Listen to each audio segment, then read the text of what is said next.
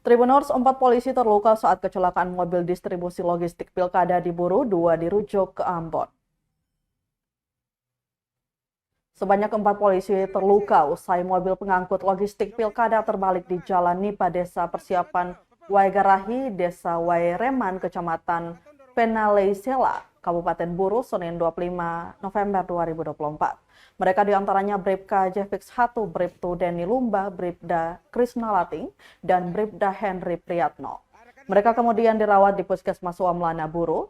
Kapolres Buru AKBP Sulastri Sukijang mengatakan setelah melalui perawatan di puskesmas tersebut, 2 anggota terpaksa harus dirujuk ke RS Bayangkara Ambon. Keduanya yakni Bribka Jefix 1 dan Bribda Krisna Lating.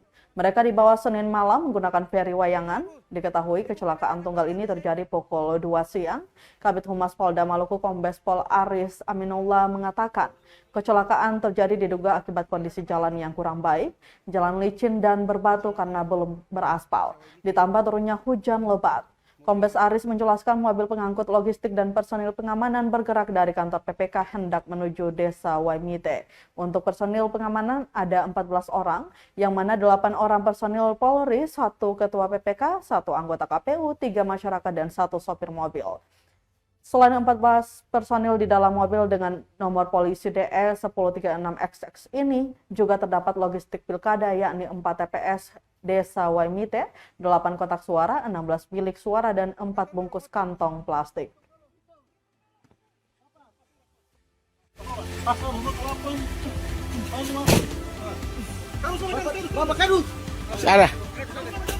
Ada kadus.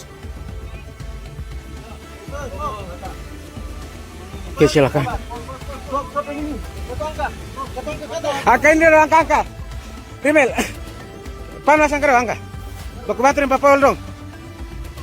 Beta ini beta video toh supaya. Ya. Ibu pindah biar laki-laki angka saya ibu. Download Tribun X sekarang. Menghadirkan lokal menjadi Indonesia.